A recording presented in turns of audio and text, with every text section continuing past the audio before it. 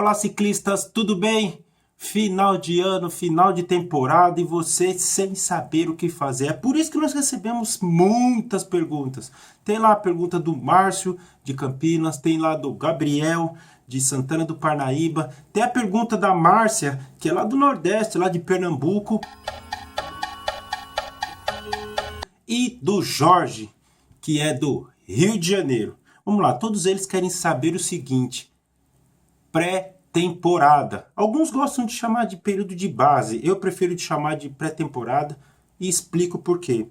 Hoje, o calendário, tanto dos atletas amadores como profissionais, aqui no Brasil e fora dele, ele é muito extenso. Então, definir isso como um período de base é simplesmente colocar um período, apenas um período de construção por uma temporada muito longa. Na verdade, você vai passar o ano inteiro tendo que fazer uma manutenção dessa chamada base de condicionamento físico para que você tenha resultados expressivos ao longo dos 365 dias. Difícil isso? Difícil. Mas, mesmo assim, é possível. Você vai ter que fazer uma mágica, um malabarismo muito grande para manter uma boa forma ao longo do seu ano competitivo. Esse calendário tem se tornado muito grande para os atletas amadores e profissionais. E há uma exigência, uma cobrança interna como externa para que você mantenha bons resultados ao longo de toda essa jornada competitiva. Como fazer? Bastante difícil, mas daremos algumas dicas.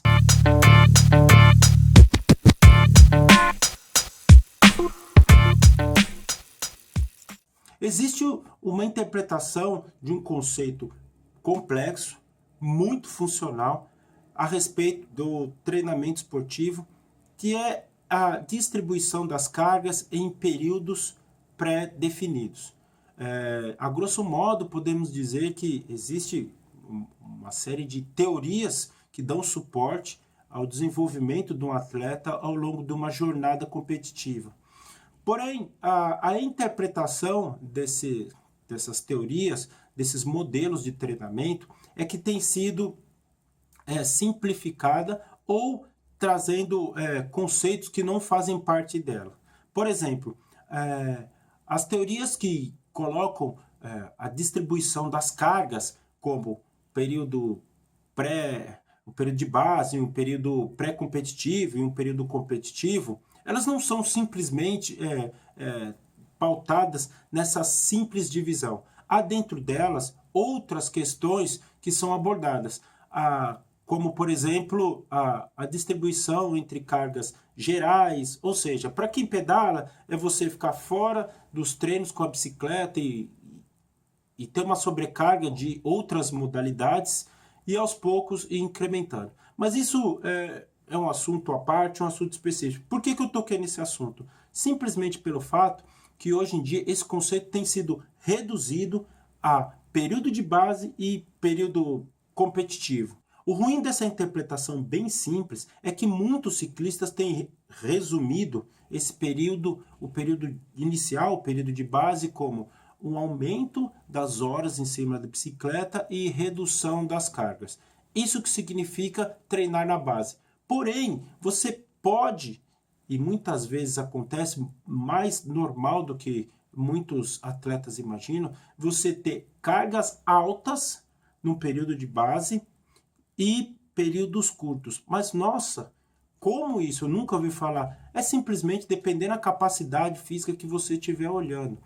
Quando o atleta fala em intensidade baixa e altas horas, ele está se referindo à capacidade aeróbia dele, a quantidade de horas que ele fica em cima da bicicleta. Simples assim. Mas, por um outro lado, você pode estar nesse período trabalhando uma deficiência que você tem, que é mais difícil de se trabalhar ao longo da temporada, que é, por exemplo, a capacidade de força. Você pode trabalhar em altas cargas, num período como esse, e um volume mais baixo, fazendo com que você tenha uma interseção dessas capacidades e consiga desenvolver por completo, ou pelo menos trabalhar essas duas capacidades de maneira diferente. Então tome muito cuidado ao atribuir esse período inicial como um período apenas de intensidade mais baixa. Nem sempre ele pode ser dessa maneira, tá ok? Muitos dizem que você deve fazer outras atividades e a execução dessas outras atividades no futuro terá uma transferência positiva para quando você estiver em cima da bicicleta. Cuidado, isso não acontece com muita frequência, porque vai depender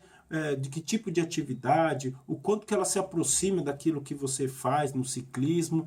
Então é um grande mito, mas se você deseja nesse período praticar outras atividades, seja por relaxar um pouquinho, sair do ambiente da bicicleta, não tem problema algum. Desde que você não exagere e tome cuidado para não se lesionar, não vejo problema. Agora, se você estiver pensando em desempenho, presta atenção, anota aí. Se você estiver prestando com atenção, com foco no desempenho, você dê ênfase ao treino de força. Quando você estiver no período de transição, no período de descanso, uma capacidade que você tem uma perda muito grande é a capacidade de força. Então, mantenha 2 treinos semanais na capacidade de força, podem ser curtos, 30 minutos, você vai ajudar e muito no momento que você retornar aos treinos, para que você acelere essa condição, para que você consiga voltar à forma mais rápido. Então, foco para quem tem um calendário apertado nos treinos de força.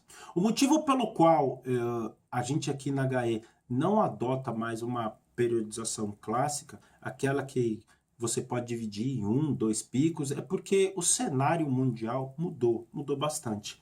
Tanto para o atleta amador quanto para o atleta profissional, eles possuem um calendário de competições muito grande. Além disso, as exigências próprias e as exigências dos patrocinadores, apoiadores, também se tornou algo muito grande.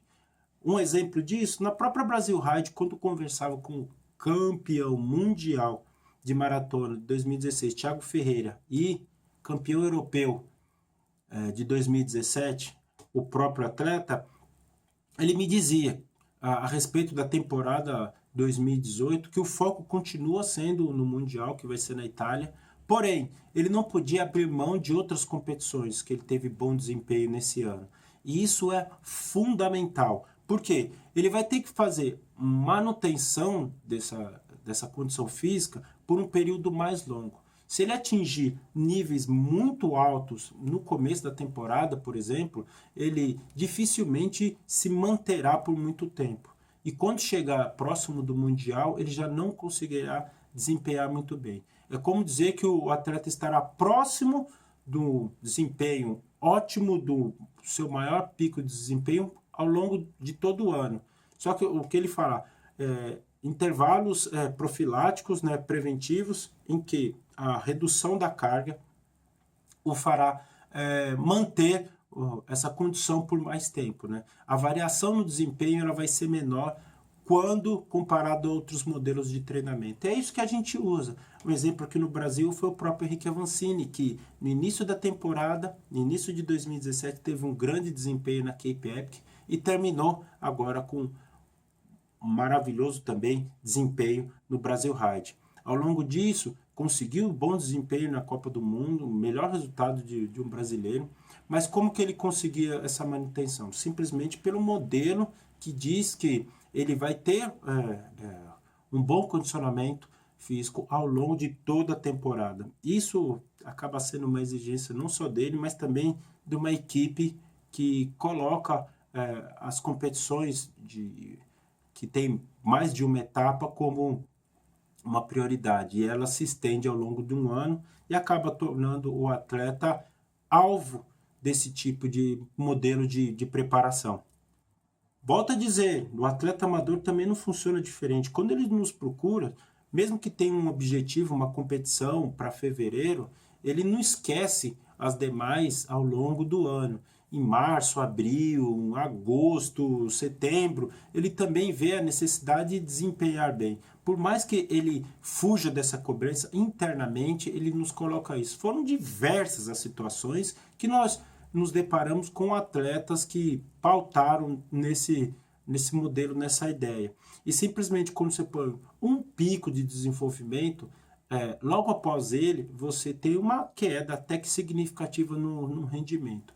E isso acabou tendo um contraste, um confronto muito grande com aquilo que ele desejava para suas competições ao longo do ano. E a insatisfação acabou sendo pautada nesse sentido. Portanto, vale dizer que é importante sim que o atleta se mantenha, mas que você saiba distribuir as cargas de uma maneira que não prejudique e ele não chegue ao final do ano totalmente desgastado. Essa é a nossa dica. Então, resumindo, se você ainda fala em base ou como a gente prefere salientar uma pré-temporada, lembre que as cargas devem ser distribuídas de uma maneira que você pense no calendário e no ano competitivo como um todo.